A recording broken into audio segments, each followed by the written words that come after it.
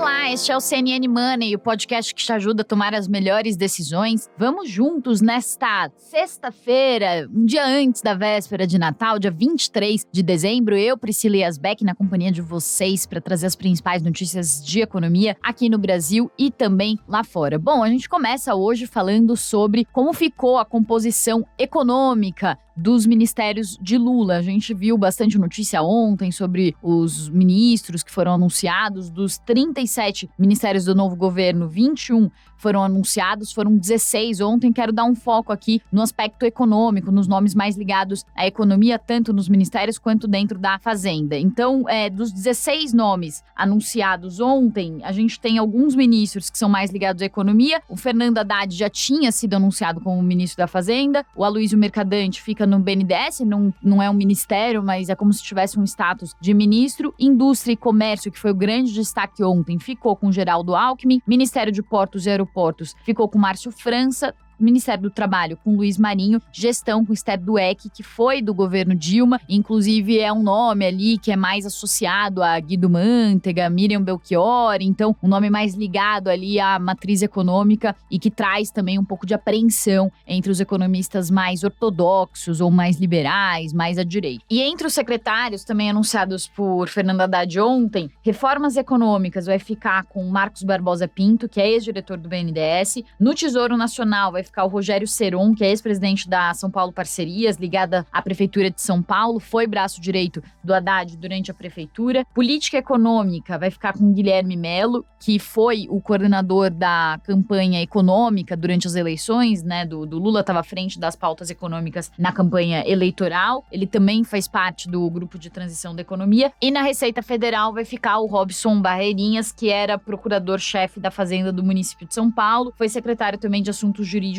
da capital durante a gestão de Haddad. Já tinham sido anunciados também como secretário executivo o Gabriel Galípolo, que é o que o Haddad tinha falado que seria um vice-ministro, ou número 2 da Fazenda. E para a reforma tributária, Secretaria Especial de Reforma Tributária, vai ficar o Bernard Api, que foi o nome mais elogiado de todo o secretariado. Ele que é pai de uma das propostas de reforma tributária, PEC 45, que é uma das mais elogiadas aí em pauta. E aí agora desses cargos de segundo escalão, né, de dentro das secretarias do Ministério da Fazenda, falta só a indicação para a Secretaria de Assuntos Internacionais. Bom, o que a gente pode ter aí de impressão sobre o dia de ontem? Um ponto que chamou a atenção foi a ausência da definição do ministro do Planejamento. Por quê? Porque está tendo um impasse em relação a essa pasta. Eu conversei com pessoas ligadas ao governo Lula, que estão acompanhando as discussões ali da economia, que disseram que o André Lara Rezende, que é um dos pais do Plano Real, foi convidado, mas teria declinado desse convite, pelo menos por hora. Ainda há uma esperança dentro ali dos participantes do novo governo de que ele possa aceitar essa pasta, e a ideia seria ter, então, um nome mais político na Fazenda, Haddad, e um nome mais técnico no planejamento. E esse impasse no planejamento, ele também tá ligado e se conecta com o fato de Alckmin ter sido indicado para o Ministério de Desenvolvimento, Comércio e Indústria, para o MIDIC. Porque nos dois casos é o mesmo problema aí que explica essa configuração, é a mesma raiz, que é o fato de que o governo Lula está tentando indicar alguns nomes mais técnicos para compor o seu governo do ponto de vista econômico, mas o fato de o governo ter feito alguns erros de largada em termos de política econômica, algumas falas consideradas mais heterodoxas, falas que indicam que o governo vai ser mais gastador, não vai se importar tanto com a responsabilidade fiscal, tem afastado esses nomes, tanto de empresários, Josué Gomes, por exemplo, que iria para o MIDIC, ou o dono do Grupo Ultra também estava entre os cotados. Então, alguns nomes ali de empresários que poderiam ir para o MIDIC, também outros nomes que poderiam ir para o planejamento, estava sendo cotado também Pércio Arida, além do André Lara Rezende, mas, enfim, o que se diz ali nos bastidores, ou entre os economistas, pelo menos, é que o governo petista está com dificuldade de atrair esses nomes técnicos, justamente pelos erros que cometeu aí nas primeiras falas ou nos primeiros passos sobre a sua política econômica em relação à PEC, por exemplo, e outros assuntos. E a avaliação que ficou dessa composição, desse secretariado e também dos ministros que estão mais ligados à área econômica, é uma configuração de uma equipe mais à esquerda do que uma equipe com cara de frente ampla, né? Então, uma cara de uma economia mais petista do que uma cara de uma economia mais frente ampla, a despeito do fato de Alckmin estar no MIDIC, mas com outros nomes, Esther Dweck, que lembra o governo Dilma, né, traz uma memória muito forte do governo Dilma, Aloysio Mercadante, que traz uma memória muito forte da ala mais ideológica do PT, também de um PT que aponta ali para aquela matriz econômica, também para a teoria monetária moderna, em que gasto é vida, quanto mais gasto, mais crescimento isso gera na economia. Então tem alguns nomes dentro dessa composição, o próprio Guilherme Mello, que pensa um pouco mais para essa linha, uma linha de que quanto mais se gasta, mais se estimula a economia e com a questão da responsabilidade fiscal ficando num segundo plano. Claro que tem toda uma discussão muito profunda sobre isso, sobre qual que seria a dose certa de gastos públicos. A pandemia mostrou que os governos gastaram mais do que em qualquer outro momento e mesmo assim isso não gerou um desarranjo tão forte das economias. Então tem esse ponto de vista de que a crítica muito forte dos fiscalistas sobre aumento de gastos tem que ser observada, tem que entrar na discussão, mas por outro lado também essa questão de que talvez o governo Lula aponte para um aumento de gastos muito forte que pode trazer desajustes e desarranjos na economia por meio de aumento da percepção de risco, aumento de juros, saída de dólar, aumento de inflação. Isso pode trazer problemas econômicos. E aquilo que a gente vem falando aqui, uma crise fiscal e uma crise econômica não interessa a ninguém, principalmente aos mais pobres, né? Então, muitas vezes os políticos usam também o discurso de falar que isso está acontecendo ou estamos gastando para conseguir fazer justiça social e tudo mais. Tem também o lado de que não existe almoço grátis, né? Seria muito bom se todos os governos pudessem sair gastando à torta e à direito sem ter nenhum tipo de disciplina, né? Porque seria o mundo ideal, sai gastando quanto precisa sem problema nenhum. Mas existem efeitos colaterais de um aumento de gasto desenfreado e sem responsabilidade. Bom, a gente conversou com o Gabriel Barros, que é economista-chefe da Rio Asset, para trazer um panorama e trazer a visão dele também de como ele achou que ficou a composição desse governo Lula. Primeiro ele falou sobre a composição de forma geral, que ele achou que tem uma cara mais petista. Depois ele falou também, eu questionei ele sobre Lara Rezende e o fato de Lara Rezende também ser um nome ali considerado talvez já não tanto mais um nome ortodoxo, né? Diferente de quando ele criou o Plano Real. Vamos ouvir.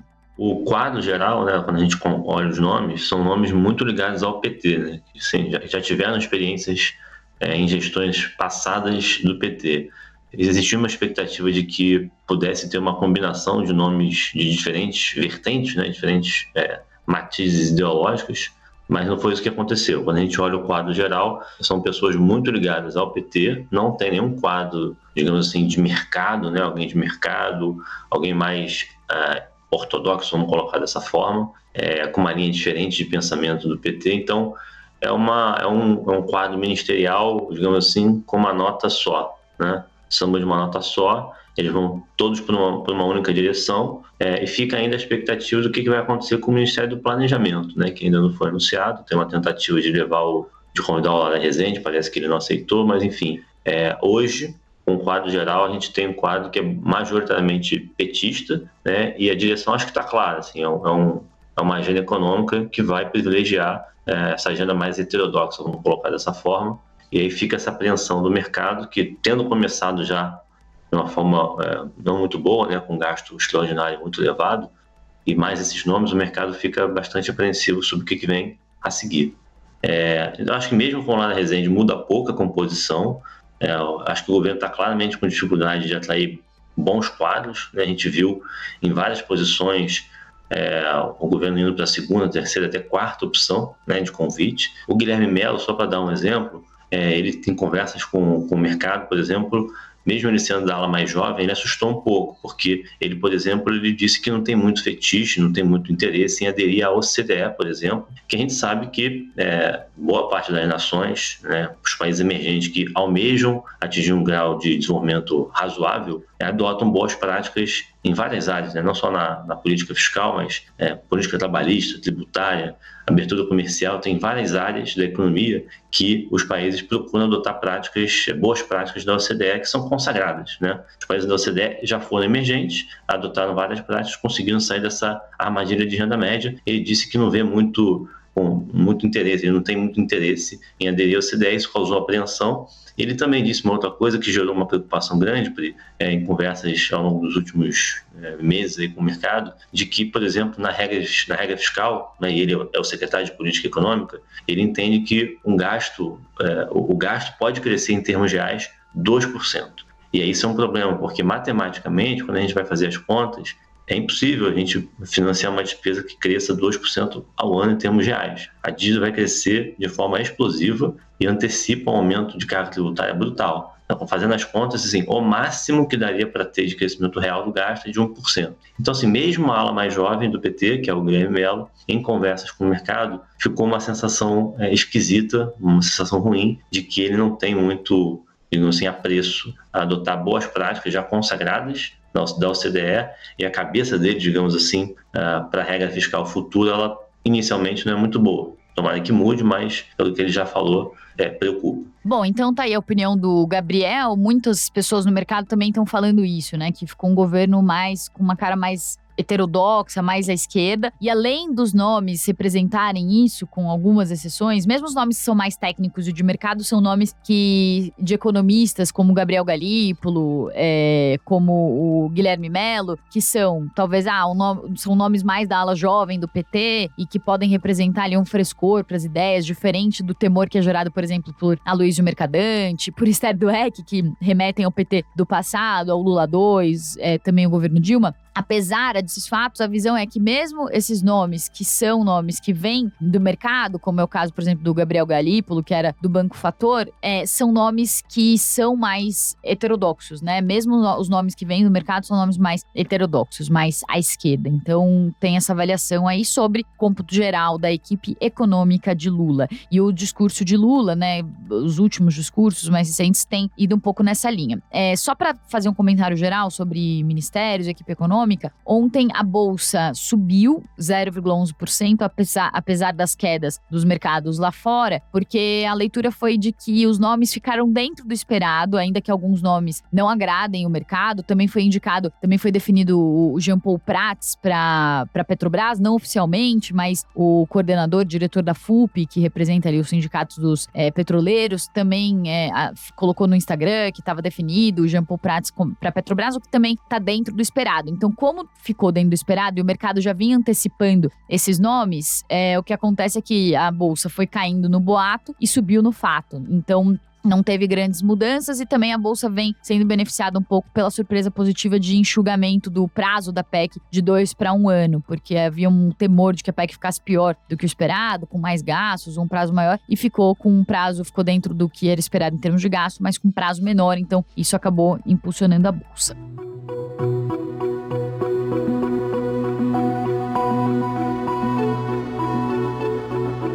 Bom, aproveitando o gancho aqui de PEC, de notícias mais ligadas à macroeconomia, orçamento, ontem, então, o orçamento foi aprovado pelo Congresso com o Bolsa Família de R$600, aquele adicional de 150, mais um salário mínimo de R$1.320, que traz um ganho real, né? Então, lembrando que no governo Bolsonaro não havia mais ganho real, um ganho acima da inflação do salário mínimo, e agora o governo do PT promete, então, esse reajuste do mínimo acima da inflação. Bom, como que a gente tem aqui o orçamento para 2023? A PEC, ela colocou um espaço a mais dentro daquela regra do teto de gastos. Então, 145 bilhões de reais a mais dentro do teto de gastos, que é aquela regra que impede que as despesas subam acima da inflação. Então, abriu-se esse espaço de 145 bilhões de reais. Tem aqueles outros 23 bilhões de reais que são de receita extraordinária, aquilo que o governo arrecada além do esperado. E aí, o governo Lula também colocou uma meta fiscal, né? Uma meta para as contas públicas, para o saldo das contas públicas, que estava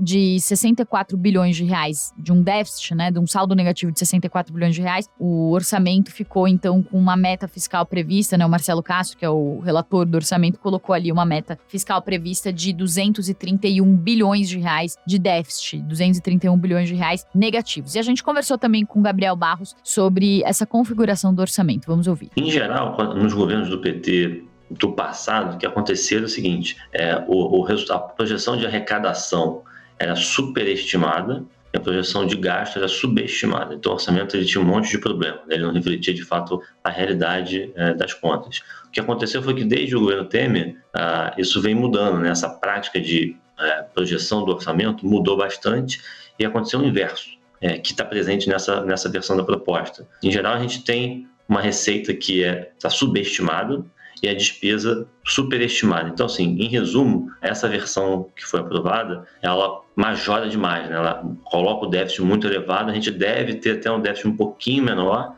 Isso não quer dizer que a situação das contas públicas seja tranquila, mas é uma questão mais de estratégia mesmo, de elaboração da proposta orçamentária. Então, esse déficit de 260, de cerca de 260 bi, ele não deve se materializar, a gente deve acabar entregando no ano que vem um déficit um pouquinho menor. Bom, então, de orçamento, tem essa análise aí feita pelo Gabriel sobre subestimar, por exemplo, a meta fiscal para trazer uma gordurinha ali, também colocar uma previsão de despesas maior do que o esperado, enfim, a ver como que isso fica. O fato é que até essa semana saiu o dado de arrecadação recorde neste ano, da série histórica, desde 95, mas os economistas todos já dizem que para o ano que vem as commodities não devem mais ajudar tanto a gente, também os preços devem ceder, a inflação deve desacelerar e isso deve reduzir a base sobre a qual incidem os impostos, então a arrecadação tende a cair. Deve ser um ano difícil por causa disso, deve ser um ano difícil também por causa do cenário internacional e os sinais que um orçamento balofo, digamos assim, trazem são sinais de que os gastos vão aumentar e isso traz também uma apreensão grande sobre como pagar a conta. Então, a gente ficou discutindo aí nos últimos meses a PEC da transição, ficou discutindo como que fica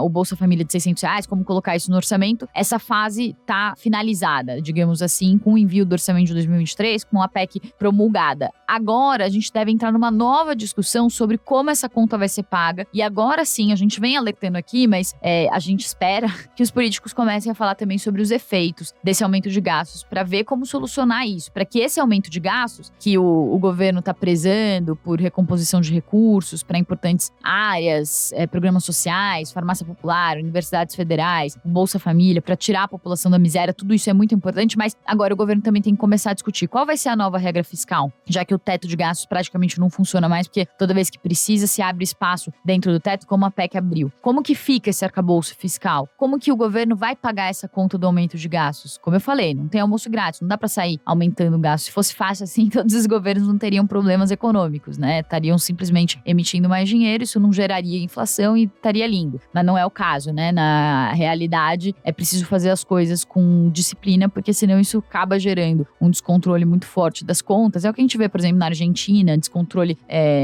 congelamento de preços, tudo que é errado do ponto de vista do manual da economia, que acaba gerando uma inflação absurda que pode chegar, inclusive, aos 3 dígitos por lá. Bom, então, dito isso, essa nova discussão que se inicia está trazendo um elemento importante que cada vez mais economistas estão falando, que é a possibilidade de uma elevação da carga tributária, porque essa elevação da carga tributária pode trazer uma arrecadação maior para pagamento desses gastos adicionais. E isso, claro, pode também trazer mais inflação. Tem também as isenções de tributos federais, que não se sabe como que vai ficar no ano que vem, mas o Gabriel Barros, por exemplo, estava falando que acredita numa elevação da carga tributária para pagar essa conta. Então, a ver como que isso vai ficar daqui para frente. Com certeza é uma discussão que vai ganhar força nas próximas semanas e para o começo do governo Lula. Bom, feitos os comentários sobre política econômica, sobre como fica a nova equipe econômica, o orçamento, PEC, agora eu queria usar essa parte final aqui do nosso podcast, do nosso CNN Money, para falar um pouco sobre o mercado e falar especificamente, eu não sei o que vocês acham da gente falar especificamente de algumas ações, mas sei que tem muito ouvinte que é investidor, e aí me chamou a atenção um levantamento, na verdade uma observação que foi feita pelo Trademap, pelo Einar Rivera, ele sempre faz vários estudos interessantes sobre mercado, e ele chamou a atenção para o fato de que a ação do BB Seguridade chegou no seu valor máximo em 2023 e mais que isso, é a única ação que tem um volume de negociação diário, entre as que tem o volume de negociação diário de mais de R$1 milhão, que está no seu valor máximo em 2022. Então, 2022 é um ano ruim para as bolsas no mundo todo por causa de aumento de juros. Aqui, por causa das nossas incertezas em relação à política, que acabam pesando sobre o fiscal também, que acabam pesando sobre a bolsa. Mas fato é que a única ação, dentre as mais negociadas, que está no seu valor máximo histórico, é do BB Seguridade. E a gente conversou com o analista do TradeNet para entender por que essa ação está indo tão bem. Vamos ouvir. Com a Selic alta, essas empresas conseguem ter uma rentabilidade muito maior no período e o lucro delas ainda é muito maior. É o que aconteceu pelo menos ali no terceiro trimestre, quando a empresa gerou 1,6 bilhão ali, que foi um crescimento de 69%. Isso inspirou ainda mais otimismo no ano, porque manteve os juros elevados durante o ano inteiro e, além do mais, para o ano que vem, ainda é esperado que esses juros continuem em patamares elevados. Então, provavelmente, essas empresas podem ser que continuem gerando mais lucro e, consequentemente, o acionista ali vai ser beneficiado com maiores retornos. Outro ponto também foi que a sinistralidade caiu bastante, né? Depois da pandemia ali, que teve aquele sinistralidade muito alta, agora está voltando a patamares normais. E a empresa apresentou uma queda expressiva na sinistralidade. Então, o dinheiro que ela usaria pagando essa sinistralidade vai continuar investindo, rendendo ainda mais para os próximos anos.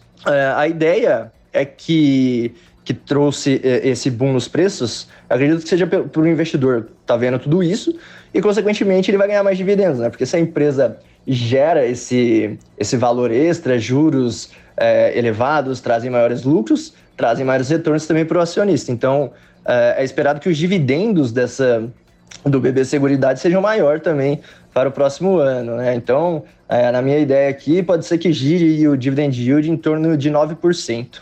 Então tá aí, né? Essa área de seguros, ela se beneficia com o aumento de juros. Inclusive, quando a Selic, que agora a Selic tá estacionada, mas sempre que a Selic tinha alguma elevação, uma elevação acima do esperado, essas ações depois estavam entre aquelas mais indicadas, as ações de seguradoras, entre aquelas mais indicadas para quem quer se beneficiar do aumento da taxa Selic dentro do mercado de ações, dentre as bolsas. E aí vale falar também que Marfrig e JBS foram destaques de alta ontem, porque com o PIB forte dos Estados Unidos as ações subiram. E as varejistas também se beneficiaram um pouco essa semana por causa de uma redução da percepção de risco, com o prazo menor da PEC e também com os nomes dos ministérios dentro do esperado. Americanas foi um dos destaques de alta ontem. E o IRB devolveu uma parte dos ganhos, tinha subido mais de 20% na quarta-feira, na quinta caiu 6%. Já as empresas de tecnologia, local web positivo, caíram, foram destaques de queda, seguindo o comportamento das ações de tech lá fora, com o Nasdaq, inclusive, que é o índice da Bolsa Tecnológica americana, caminhando para ter o seu pior ano desde 2008. E aí eu aproveito o gancho para falar e fechar aqui o nosso Money de hoje sobre o mercado global, né? Então ontem saíram os dados de PIB dos Estados Unidos, saíram também os dados de seguro-desemprego, o PIB ficou em 3,2%, acima da última leitura, que era de 2,9%, PIB do terceiro TRI, puxado por um forte consumo das famílias. Seguros-desempregos, os pedidos de seguro-desemprego ficaram um pouco abaixo do esperado, mostram um mercado aquecido. E aí o mercado tá voltando para aquele modus operandi anterior, que quando sai uma boa notícia para a economia, isso afeta a bolsa, porque gera uma percepção de que a economia americana tá aquecida, isso gera uma percepção de que o Fed, o Banco Central Americano, vai ter que se manter agressivo com os juros, e aí o Fed subindo a régua dos juros, sobem os juros no mundo todo, isso esfria as economias e traz de novo um temor renovado sobre recessão. Então isso derrubou os mercados ontem. Hoje sai o PCI, que é a inflação mais observada pelo Fed, e a expectativa é que o núcleo fique em 0,2. Se ficar pior que o esperado, ficar maior, pode trazer mais estresse para o mercado. Se ficar melhor, pode trazer um certo alívio. Esse dado vai calibrar um pouco dessas expectativas. E aí, só para a gente finalizar aqui, lá no Japão também chamou atenção a inflação, que ficou no maior patamar em 40 anos, e não à toa a gente viu uma mudança na política do Banco Central japonês, que começou a mudar ali a meta dos juros dos títulos de longo prazo, dos rendimentos de longo prazo, depois de se manter na contramão do mundo, com o mundo todo subindo juros, o Banco Central do Japão sempre falando que não vai subir juros, mantendo uma política estimulativa, juros negativos, mas agora está precisando ali elevar um pouco os juros para não deixar o iene perder tanto valor como vinha perdendo frente ao dólar, porque com a moeda desvalorizada, os preços dos produtos importados ficam mais caros e acabam gerando isso que a gente viu, que é essa inflação aí no maior patamar em 4 décadas. décadas. Dito isso, CNN Money fica por aqui. Desejo a todos vocês um Feliz Natal. Aproveitem com as suas famílias, com pessoas queridas. E na segunda-feira estamos de volta. Tchau!